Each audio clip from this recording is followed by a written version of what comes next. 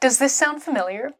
You just found an easy-to-make DIY face mask on Pinterest using ingredients you already have in your kitchen. So you make it, and as you finish your first DIY skincare project, you start to wonder, what else could you make? And before you've even finished cleaning up the first one, you're back online looking for the next one. Well, the idea of making your own skincare sounds eco-friendly and cost-effective, a great way to break away from expensive store-bought products and create something custom using ingredients you know and love. There are some hidden hazards that could leave your skin worse off than before. So in this video, I'm going to share 5 common and sometimes scary DIY skincare mistakes and how to avoid them so you can skip painful irritation, expensive ingredient waste, and even dangerous infections. This first mistake is one I see all the time, especially on Pinterest. When you start something new, it's tempting to reach for supplies and ingredients you already have. And there's plenty of DIYs on Pinterest telling you that your pantry already contains everything you need to make high-quality skincare. But just because something is delicious in a cake doesn't mean it's effective, good for, or even safe for your skin. Baking soda, for example, is a popular choice for DIY deodorants and face scrubs because it's affordable and easy to get, and it's a pretty effective deodorizer and exfoliant. However, baking soda has a very high pH, which can seriously disrupt your skin's natural balance. This can lead to irritation, rashes, and even chemical burns. Its abrasive texture can also damage your skin's protective barrier, making problems like acne and sensitivity worse in the long run. Lemon juice is another kitchen staple that often finds its way into homemade masks and toners as a natural source of vitamin C. But like baking soda, lemon juice can do more harm than good. It's really acidic and can cause stinging, redness, and even blistering and peeling if you combine it with sun exposure. Plus, the vitamin C in lemon juice isn't very stable or concentrated, so you're not even getting a meaningful dose of it. Lab Muffin made a whole video about the dangers of lemon juice in skincare. Check it out to learn more. The bottom line is that you should choose DIY skincare ingredients for their proven benefits and safety for topical use, not just because they're familiar or natural. If you want to make high-quality skincare, you're going to need to buy skincare ingredients from reputable suppliers. Grocery store ingredients won't cut it. And of course, always do a patch test before applying anything new to your body. Your skin will thank you in the long run. This next mistake isn't exactly dangerous, but it did hold me back from having healthy, glowing skin for years.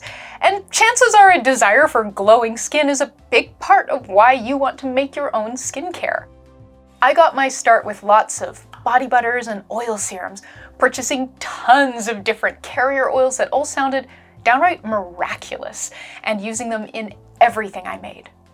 Botanical carrier oils and butters are rich in essential fatty acids, vitamins, and antioxidants, and are often talked about as a more concentrated, beneficial alternative to water in more crunchy DIY spaces. While these ingredients are gorgeous, one of the most basic needs of your skin is hydration, and oils, by definition, do not hydrate.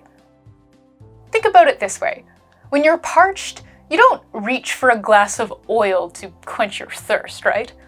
That's because water and oil serve different purposes, both in our bodies and in our skincare.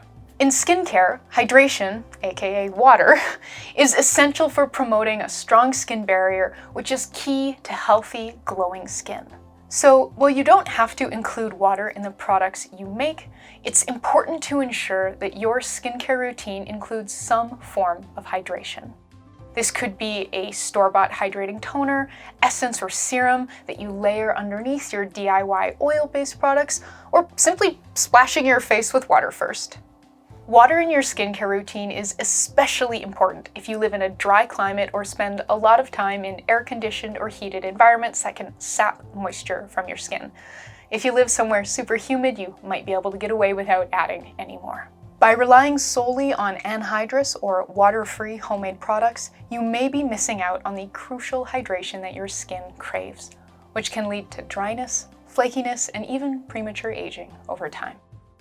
This next mistake is the most dangerous one on the list, and it's a mistake I made for far too long, though with the best of intentions. That mistake is not properly preserving your creations. It's a mistake made sometimes due to ignorance and sometimes purposely because the maker believes it's the safer choice. A lack of preservation can lead to all kinds of problems, from separation and mold growth to dangerous skin infections, not to mention serious legal trouble if you're selling your products. There are many preservative options out there, both natural and synthetic, that are safe and effective when used the right way.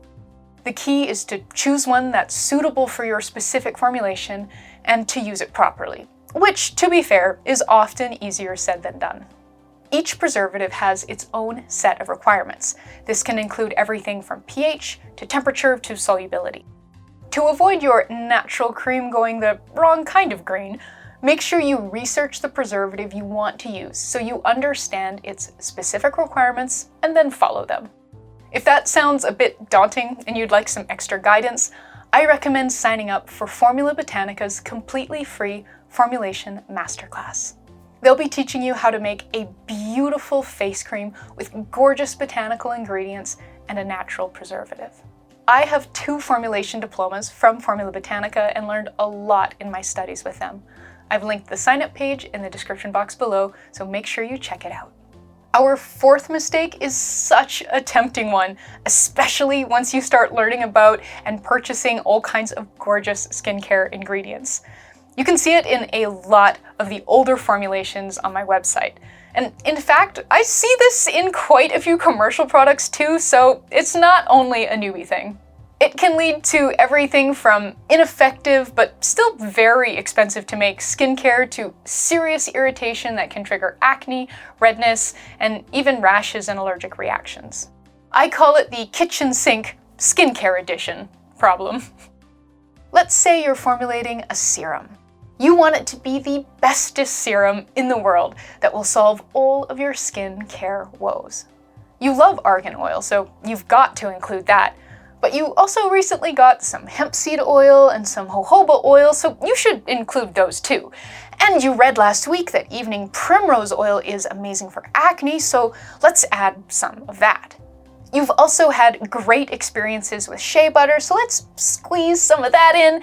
And you recently saw a well-reviewed product at Sephora that uses squalane, vitamin E, rosehip oil, and passion fruit oil, so let's do that too.